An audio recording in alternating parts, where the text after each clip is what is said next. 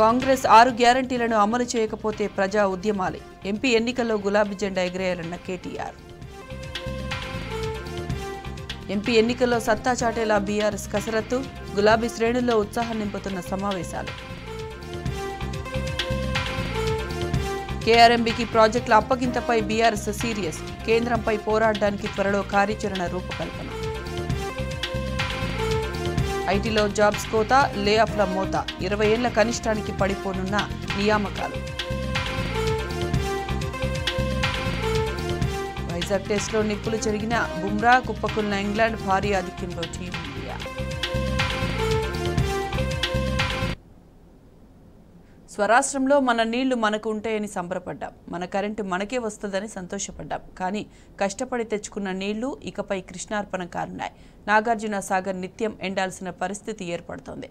విద్యుత్ ఉత్పత్తికి విఘాతంతో రాష్ట్రాన్ని అంధకారం అలముకుంది. అన్నపూర్ణగా ఉన్న తెలంగాణ ఆకలి కేకలయ్యనుంది. రేవంత్ సర్కారు తీసుకున్న ప్రాజెక్టుల అప్పగింత నిర్ణయంతో జల, విద్యుత్ హక్కులకు తీవ్ర విఘాతం కలగనుంది.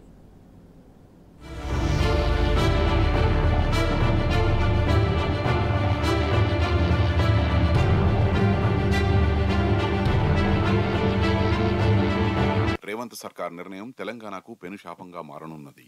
ఆపరేషన్ ప్రోటోకాల్ ఖరారు కాకుండా ప్రాజెక్టుల్ని బోర్డుకు అప్పగించడంతో తెలంగాణ జల హక్కులకు తీవ్ర విఘాతం వాటిల్లనున్నది. సాగర్ ఆయకట్టును ఎల్లకాలం ఎండబెట్టాల్సిన దుస్థితి రానున్నది. సమయానికి విద్యుత్ ప్రాజెక్టులు ఆదుకోలేక విద్యుత్ కొరత ఏర్పడనున్నది. అంతేకాదు, బీఆర్ఎస్ పాలనలో దేశానికి అన్నపూర్ణగా నిలిచిన తెలంగాణ ఇకపై సాగుకు సరైన నీరు అందక ఆకలితో అలమటించాల్సిన పరిస్థితి ఏర్పడనున్నది. వీటన్నింటికీ శ్రీశైలం, నాగార్జున సాగర్ ప్రాజెక్టుల నిర్వహణకు సిడబ్ల్యూసీ రూపొందించిన రూల్ కర్వ్, ఆపరేషన్ ప్రోటోకాలే ప్రధాన కారణం. అందులోని నిబంధనలు తెలంగాణకు తీరని శాపాలుగా మారే ప్రమాదం ఉన్నది.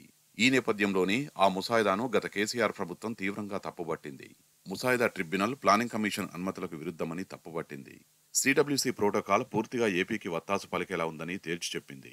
ముసాయిదాపై చర్చించేందుకు కేఆర్ఎంబీ ఆధ్వర్యంలో ఏర్పాటు చేసిన రిజర్వాయర్ మేనేజ్మెంట్ కమిటీ సమావేశాల్లోనే అనేక మార్లు బీఆర్ఎస్ సర్కారు తేల్చి చెప్పింది. ఆ రికమెండేషన్లను తిరస్కరించింది. కేంద్రానికి, కేఆర్ఎంబీకి గతంలోనే ఈ మేరకు లేఖలు రాసింది. కానీ ఇప్పుడు అందుకు సంబంధించి ఆపరేషన్ ప్రోటోకాల్పై నిర్ణయం జరగకముందే ప్రాజెక్టుల నిర్వహణను బోర్డుకు అప్పగించేందుకు కాంగ్రెస్ సర్కారు అంగీకరించడం విషాదకరం.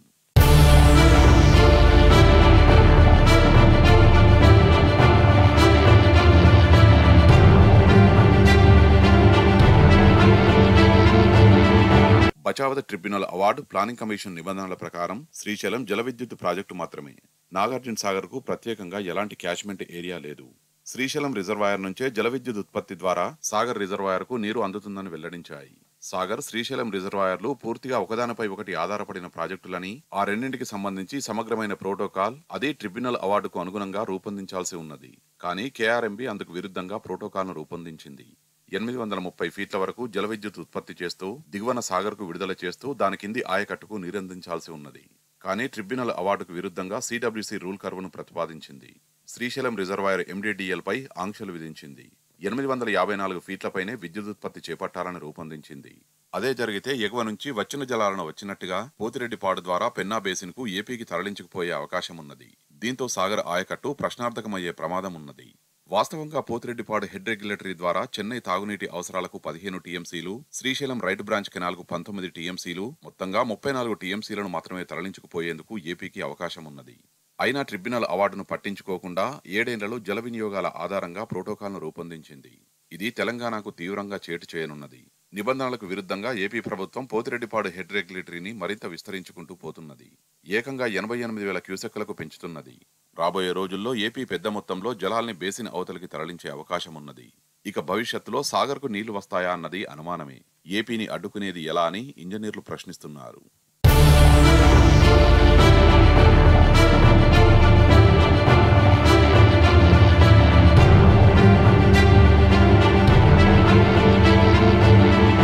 ఆపరేషన్ ప్రోటోకాల్ ముసాయిదా ప్రతిపాదనలతో తెలంగాణ 45 టీఎంసీల నికర జలాల్ని కోల్పోవాల్సి వస్తున్నది.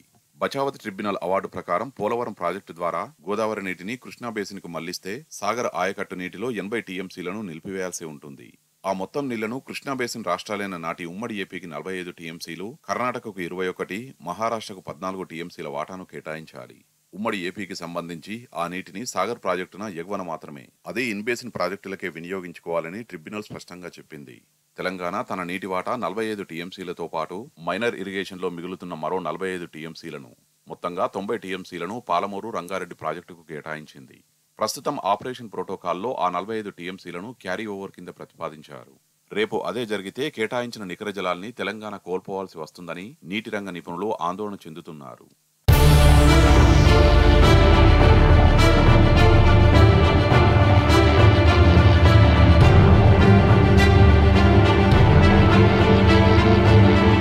తెలంగాణ భౌగోళిక పరిస్థితులు అవసరాలను దృష్టిలో పెట్టుకున్నప్పుడు శ్రీశైలం జల విద్యుత్ ప్రాజెక్టులు అత్యవసరం.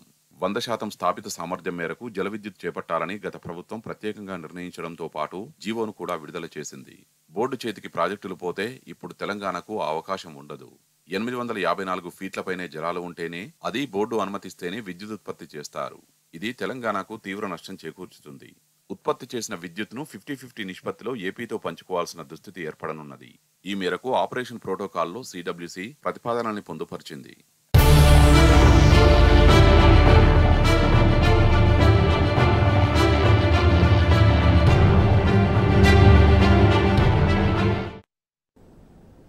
కృష్ణా ప్రాజెక్టుల సాధ్వానికి కేంద్రం కసరత్తు ముమ్మరం చేసింది. ప్రాజెక్టులపై కేంద్ర జలశక్తి వడివడిగా అడుగులు వేస్తోంది. అవుట్లెట్ల ఆపరేషన్ ప్రోటోకాల్సే ప్రధాన ఎజెండాగా ముందుకు వెళ్తోంది. ప్రాజెక్టులను ఏపీకి అప్పగిస్తుంటే తెలంగాణ సర్కారు మాత్రం లేఖలు రాసే చేతులు దులుపుకుంటోంది.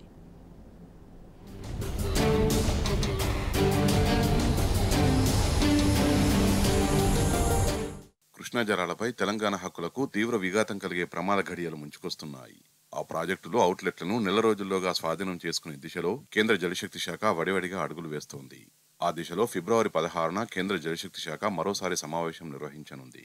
అయితే ఈ ప్రక్రియలో ఏపీ కేంద్రానికి వత్తాసు పలుకుతుంటే తెలంగాణ ప్రయోజనాల్ని ఫలంగా పెడుతూ లేఖల పేరిట రాష్ట్ర ప్రభుత్వం కాలయాపన చేస్తూ చోద్యం చూస్తోందనే ఆరోపణలు వినిపిస్తున్నాయి.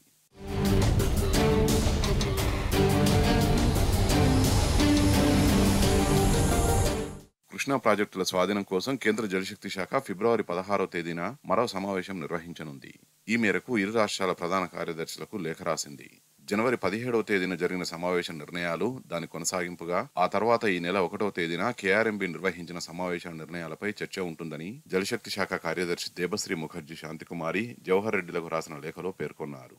అంతేకాకుండా శ్రీశైలం, నాగార్జున సాగర్ ప్రాజెక్టుల 15 అవుట్లెట్ల ఆపరేషన్ ప్రోటోకాల్స్ ను సైతం వచ్చే సమావేశం ఎజెండాలో చేర్చింది. ఈ దిశలో పూర్తి సమాచారంతో సమావేశానికి హాజరు కావాలని రెండు రాష్ట్రాలను కోరింది.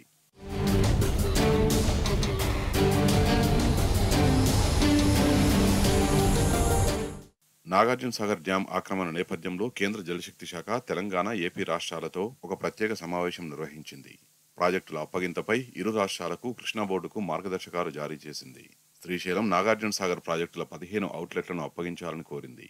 ఆ ప్రాజెక్టుల అవుట్లెట్ ఆపరేషన్ ప్రోటోకాల్స్, ఇతర సాంకేతిక అంశాలపై చర్చించుకుని వారం రోజులుగా ఒక యాక్షన్ ప్లాన్ ఖరారు చేయాలని సూచించింది. రెండు ప్రాజెక్టులను నెల రోజుల్లోగా స్వాధీనం చేయాలని కేంద్ర జలశక్తి శాఖ ఆ సమావేశంలో స్పష్టమైంది.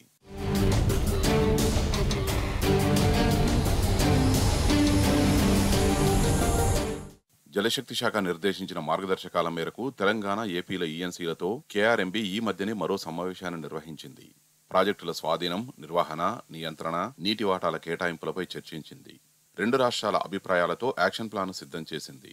ప్రాజెక్టుల నిర్వహణ, ఉద్యోగుల జీతభత్యాలు, సిఆర్పీఎఫ్ భద్రత కొనసాగింపు లాంటి కొన్ని నిర్ణయాలను తీసుకున్నది. ఈ నేపథ్యంలో వచ్చే 16వ తేదీన మరొకసారి సమావేశం నిర్వహించి ప్రాజెక్టులను స్వాధీనం చేసుకునే దిశలో కేంద్రం చకచకా అడుగులేస్తోంది.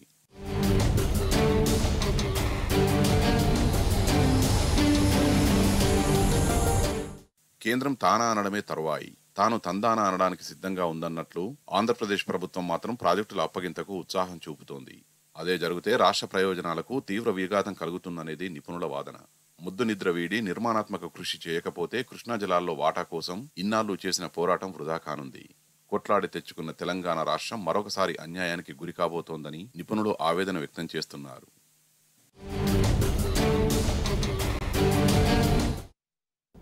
పార్లమెంట్లో తెలంగాణ గలం బీఆర్ఎస్ అని ఆ పార్టీ వర్కింగ్ ప్రెసిడెంట్ కేటీఆర్ అన్నారు. కేంద్రం మెడలు వంచి రాష్ట్ర విభజన హక్కులు సాధించాలన్నా, రేవంత్తో కాంగ్రెస్ ఇచ్చిన హామీలన్నీ అమలు చేయించారన్నా గులాబీ పార్టీతోనే సాధ్యమని చెప్పారు. కూకట్పల్లి, కుత్బుల్లాపూర్ సన్నాహక సమావేశాల్లో రాష్ట్ర ప్రజలను, బీఆర్ఎస్ శ్రేణులను కేటీఆర్ అప్రమత్తం చేశారు. పార్లమెంటు ఎన్నికల్లో బీఆర్ఎస్ పార్టీని గెలిపించాలని పిలుపునిచ్చారు.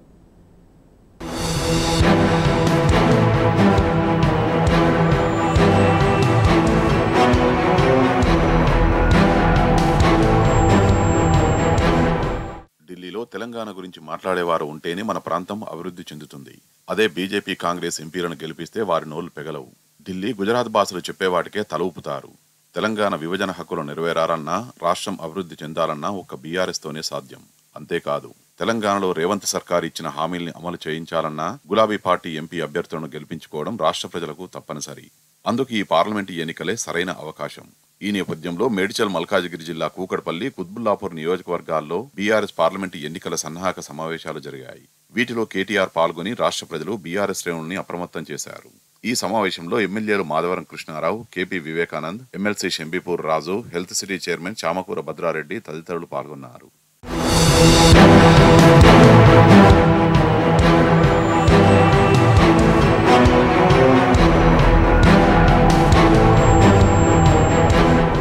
తెలంగాణను అన్ని రంగాల్లో అభివృద్ధి చేసి దేశంలోనే నెంబర్ 1 స్థానంలో నిలబెట్టిన ఘనత కేసీఆర్దేనని BRS working president MLA KTR కొనియాడారు. 10 ఏళ్లలో ప్రధాని మోదీ ఒక్క రూపాయి ఇవ్వకున్నా రాష్ట్రాన్ని కేసీఆర్ అభివృద్ధి చేయలేదా అని ప్రశ్నించారు. కాంగ్రెస్ ప్రభుత్వం 50 రోజుల్లోనే ప్రజలకు విసుగు తెప్పిస్తున్నదని చెప్పారు. హస్తం పార్టీ ఇచ్చిన ఎన్నికల హామీలను అమలుపరిచేలా ఒత్తిడి తేవాలంటే బీఆర్ఎస్ అభ్యర్థులను అధిక స్థానాల్లో గెలిపించాలని కోరారు. హామీల అమలుపై కాంగ్రెస్ చేతులెత్తేస్తున్న పరిస్థితుల్లో పార్లమెంటు ఎన్నికల్లో ఆ పార్టీ అభ్యర్థులకు ప్రజలు తగిన బుద్ధి చెప్పాలని పిలుపునిచ్చారు. కాంగ్రెస్ ప్రభుత్వం ప్రజల్ని ఇబ్బందులకు గురిచేస్తే ప్రజల తరపున పోరాడతామని హెచ్చరించారు. పార్లమెంటులో తెలంగాణ గలం వినిపించే ధైర్యం గులాబీ జెండాకే ఉన్నదని స్పష్టం చేశారు.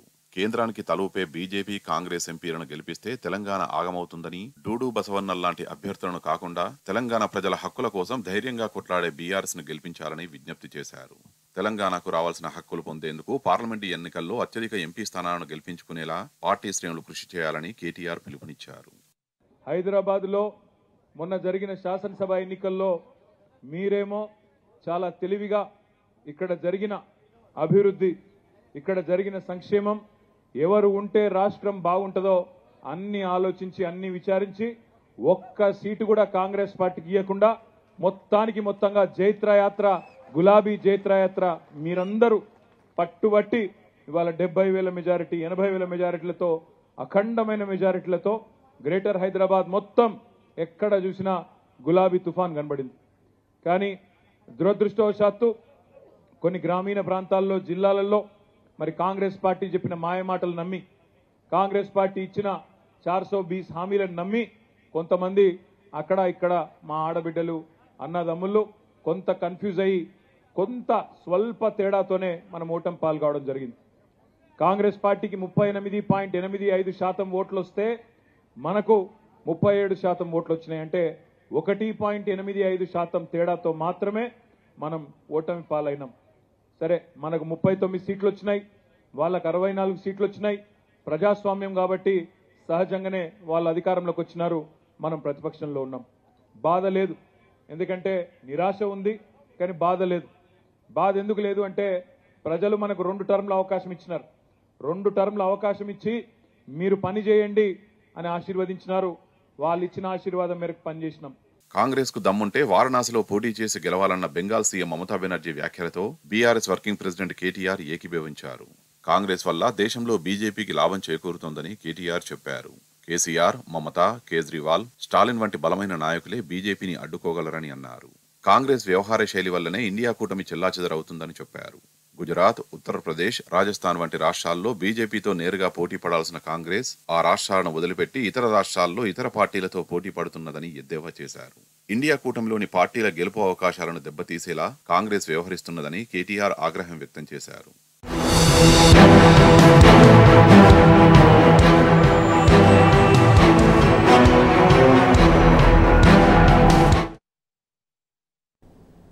గోబెల్స్ ప్రచారంతో కాంగ్రెస్ పార్టీ అధికారంలోకి వచ్చిందన్నారు మాజీ మంత్రి హరీష్ రావు.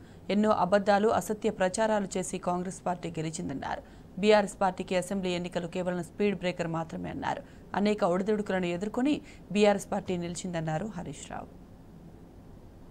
ఇది ఒక స్పీడ్ బ్రేకర్ లాంటిదే. ప్రజలు ఇప్పుడిప్పుడు ఆలోచన చేస్తున్నారు. ఒక స్పీడ్ బ్రేకర్ వచ్చినప్పుడు బండి కొద్దిగా స్లో అవుతుంది. స్పీడ్ బ్రేకర్ దాటంగానే మళ్ళీ పికప్ తీసుకుంటుందా లేదా? తప్పకుండా బీఆర్ఎస్ పార్టీ పికప్ తీసుకుంటుంది. భవిష్యత్తు మనదే ఉంటుందని చెప్పి కూడా నేను పని చేస్తా ఉన్నా. మీరెవరు అధైర్యపడాల్సిన అవసరం లేదు. మేమున్నాం మీకు. తప్పకుండా బీఆర్ఎస్ పార్టీ కార్యకర్తల్ని అందరినీ కూడా కాపాడుకుంటాం. తెలంగాణనే రాకపోతే అసలు రేవంత్ రెడ్డి పిసిసి ప్రెసిడెంట్ గాడు, ఆయన ముఖ్యమంత్రి గాడు. ఇలా కేసీఆర్ పెట్టిన భిక్ష అది. ఇవాళ ఈ రాష్ట్రం సాధించిండు అంటే అది కేసీఆర్ వల్ల వచ్చింది. ఇలా ఏమైంది? వాళ్ళు ప్రచారంలో అబద్ధాలు, పాలనలో అసహనం. ఆనాడు ప్రచారంలో అన్ని గోబల్స్ ప్రచారం చేశారు. ఎన్ని అబద్ధాలు, ఒక్కటా రెండా? ఇక బీజేపీ బీఆర్ఎస్ ఒకటే. ఇవాళ ఎవరొకటైందో కనబట్టలేదా? ఇలా మీ రాహుల్ గాంధీ గారేమో ప్రధాని అదాని ఇద్దరు ప్రధాని యొక్క అక్రమ సంపాదన అంతా అదాని దగ్గరనే ఉందంటే రాహుల్ గాంధీ అంటాడు. మరి ఆ అదానిని 10 ఏళ్లు మన రాష్ట్రంలో అడుగుపెట్టనియంది కేసీఆర్. కానీ వచ్చి రాగానే అలాయి బలాయి చేసుకున్నది మాత్రం రేవంత్ రెడ్డి గారు. అంటే ఇప్పుడు ఇవాళ ఎవరితో కుమ్మక్కైందో ఇవాళ రాష్ట్ర ప్రజలకు అర్థమైతలేదా? 2 ఎమ్మెల్సీలను గవర్నర్ కోటా కింద నామినేట్ చేసినాం. ఎరుకల జాతికి చెందినటువంటి మాజీ శాసనసభ్యులు సత్యనారాయణ గారు, అద్భుతమైనటువంటి విశ్లేషకుడు, ఉద్యమకారుడైనటువంటి దాసోజు శ్రవణ్ను నామినేట్ చేస్తే వీళ్ళు రాజకీయ పార్టీల వాళ్ళకి చెందిన వాళ్ళు అని గవర్నర్ గారేమో రిజెక్ట్ చేసింది. మరి ఏకంగా ఒక రాజకీయ పార్టీ అధ్యక్షుడైనటువంటి కోదండరాంను ఫైల్ పంపుతనేమో సంతకం పెట్టి గవర్నర్ గారు ఆమోదించింది. అంటే ఎవరు ఇప్పుడు బీజేపీతో కుమ్మక్కైనట్టు? ఆనాడేమో బీఆర్ఎస్ పార్టీ పంపిస్తేనేమో మీరు రిజెక్ట్ చేస్తారు, కాంగ్రెస్ పార్టీ పంపగానే 2 రోజుల్లోనే గవర్నర్ గారు ఇలా ఆమోదించింది. అదానితోని మీరు దోస్తాన్లు చేస్తారు. అసలు బీజేపీని నిలువరించింది ఎవరు, ఓడించింది ఎవరు? బండి సంజయ్ని మొన్నటి ఎన్నికల్లో ఓడగొట్టింది బీఆర్ఎస్ పార్టీ. అరవింద్ను మొన్నటి ఎన్నికల్లో ఓటమి చూపించింది బీఆర్ఎస్ పార్టీ. ఈటల రాజేందర్ గారిని, రఘునందన్ రావు గారిని, బాబురావు గారిని, బీజేపీ నాయకులను ఓడించింది బీఆర్ఎస్ పార్టీ. మీరెక్కడ ఓడించారు? ఇలా కుమ్మక్కైంది మీరు. యాక్చువల్ రాష్ట్ర ప్రభుత్వానికి ఉన్న అప్పు 3,87,000 కోట్లు, అది మార్చి 31 దాకా కలుపుకొని. కానీ వీళ్ళు ఏమని చెప్తారు? 7 లక్షల కోట్లు అనేటువంటి అబద్ధాలను దుష్ప్రచారం చేస్తూ ఉన్నారు. రాష్ట్ర ప్రభుత్వం గ్యారంటీ లేనిది, రాష్ట్ర ప్రభుత్వానికి సంబంధం లేనిది అన్నీ కలిపి ఒక గోబల్స్ ప్రచారానికి పాల్పడే ప్రయత్నం చేస్తూ ఉన్నారు. మీరు వచ్చి 2 నెలలు కాలే, 2 నెలల్లో 14,000 కోట్లు అప్పు చేసింది. మరి దీనికి మీరు ఇచ్చే సమాధానం ఏంది అని నేను అడుగుతా ఉన్నా.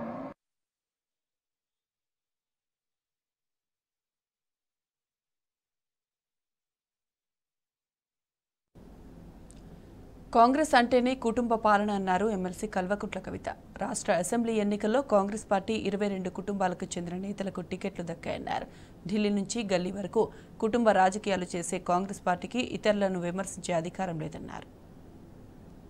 కుటుంబ పాలన అంటే మరి వాళ్ళు అధికారికంగా మీ సోదరులు కొంతమంది జిల్లా రివ్యూలలో వేదిక మీద కూర్చోబడుతుంది, ఇంకా కొంతమంది సోదరులు వేరే వేరే నియోజకవర్గాలకు ఇన్ఛార్జీలు ఉండబడుతుంది, ఇంకా కొంతమంది సోదరులు ఏమేం పనులు చేస్తున్నాయో ప్రజలందరికీ కూడా తెలుసు. సమయం సందర్భం వచ్చినప్పుడు తప్పకుండా అవన్నీ కూడా బయట పెట్టడం జరుగుతుంది. కుటుంబం కుటుంబం కుటుంబం అని తెల్లారులేస్తే కేసీఆర్ కుటుంబం మీద ఏడ్చేటటువంటి ముఖ్యమంత్రి గారికి నేను ఒక మాట చెప్తా ఉన్నా, ప్రజలందరూ కూడా దయచేసి తెలుసుకోవాలి. ఇవాళ రాష్ట్రంలో కాంగ్రెస్ పార్టీ నుంచి 22 కుటుంబాలకు టికెట్లు ఇచ్చినారు. 22 కుటుంబాల నుంచి అధికారికంగా ఏదో ఒక పదవిలో అభ్యర్థులు ఉన్నారు. గడ్డం వినోద్ గారు, గడ్డం వివేక్ గారు, కోమటిరెడ్డి వెంకటరెడ్డి గారు, కోమటిరెడ్డి రాజగోపాల్ రెడ్డి గారు, మైనంపల్లి రోహిత్ రావు గారు, మైనంపల్లి హనుమంతరావు గారు, ఉత్తమ్ కుమార్ రెడ్డి గారు, పద్మావతి రెడ్డి గారు, జువ్వాడి నరసింగరావు గారు, రత్నాకర్ రావు గారి కొడుకు, కూచాడి శ్రీహర్రావు గారు, రత్నాకర్ రావు గారి కుటుంబ సభ్యుడే, దుద్దిల్ల శ్రీధర్ బాబు గారు, మాజీ మంత్రి శ్రీపాదరావు గారి కొడుకు, ఒడితెల ప్రణవ్ గారు, తాత మాజీ ఎంపీ సింగాపురం రాజేశ్వరరావు గారు, దామోదర్ రాజనరసింహ గారు, తండ్రి మాజీ మంత్రి సి రాజనరసింహ గారు, అట్లానే చెరుకు శ్రీనివాసరెడ్డి గారు, ముత్యం రెడ్డి గారు కుమారుడు, టి విజయారెడ్డి గారు, పీజేఆర్ గారి బిడ్డ, అట్లనే కోట నీలిమ గారు, సనత్ నగర్ కాంగ్రెస్ జాతీయ నాయకుడు పవన్ ఖేడా భార్య ఈమె. మన రాష్ట్రంతో సంబంధం లేదు, ఏం లేదు, కానీ సడన్గా వచ్చిర్రు, పారాషూట్ టికెట్లు. చిట్టం పర్ణికారెడ్డి గారు, మాజీ ఎమ్మెల్యే నర్సిరెడ్డి గారి మన్మరాలు, కూచుకుల్ల రాజేష్ రెడ్డి గారు, నాగర్ కర్నూలు దామోదర్ రెడ్డి అన్న కొడుకు, కుందూరు జైవీర్ రెడ్డి గారు, నాగార్జున సాగర్ జానారెడ్డి గారి కొడుకు. మళ్ళీ ఇప్పుడు వాళ్ళ అన్నకి ఎంపీ టికెట్ కావాలని ఇవాళనే ఆయన అప్లికేషన్ కూడా పెట్టుకున్నారు జైవీర్ రెడ్డి గారు. కొండా సురేఖమ్మ గారు, మాజీ ఎమ్మెల్సీ కొండా మురళి భార్య, మల్లు బట్టి విక్రమార్క, అదేవిధంగా వాళ్ళ సోదరులు మల్లు అనంతరాములు గారు, మల్లు రవి గారు వారి తండ్రి గారు, వారు మొత్తం కుటుంబ నేపథ్యమే. ఇవాళ మల్లు బట్టి విక్రమార్క గారి భార్య ఖమ్మం ఎంపీ టికెట్ రేస్లో కూడా ఆవిడ ఉన్నారు. మరి పట్లోళ్ళ సంజీవ్ రెడ్డి గారు మాజీ ఎమ్మెల్యే పట్లోళ్ళ కృష్ణారెడ్డి గారి కొడుకు, మదన్ మోహన్ రావు గారు వారిది కూడా కుటుంబ నేపథ్యమే. ఇట్లా ఒక్కొక్కటి చూసుకుంటూ పోతే ఇన్ని కుటుంబాలకు మీరు ప్రోద్బలం ఇస్తున్నారు, ఇన్ని కుటుంబాలకు మీరు పోటీ చేసే అవకాశం ఇచ్చారు, ఇన్ని కుటుంబాలను మీరు మోస్తున్నారు. మళ్ళీ ఇలా కోమటిరెడ్డి రాజగోపాల్ రెడ్డి గారు ఏమంటారు, మా అన్నకు మంత్రి పదవి ఉంటే ఏమవుతుంది, నాకు రాదా మంత్రి పదవి అంటారు. మీరు మా మీద మాట్లాడే అర్హత మీకుందా? మీరు మమ్మల్ని మాట్లాడితే కేసీఆర్ గారిని ఇంకా కూడా తిట్టడం తప్పితే ఏం పని చేస్తున్నారో ఒకసారి తెలంగాణ ప్రజలకు దయచేసి తెలియజేయాలని నేను కోరుతా ఉన్నాను.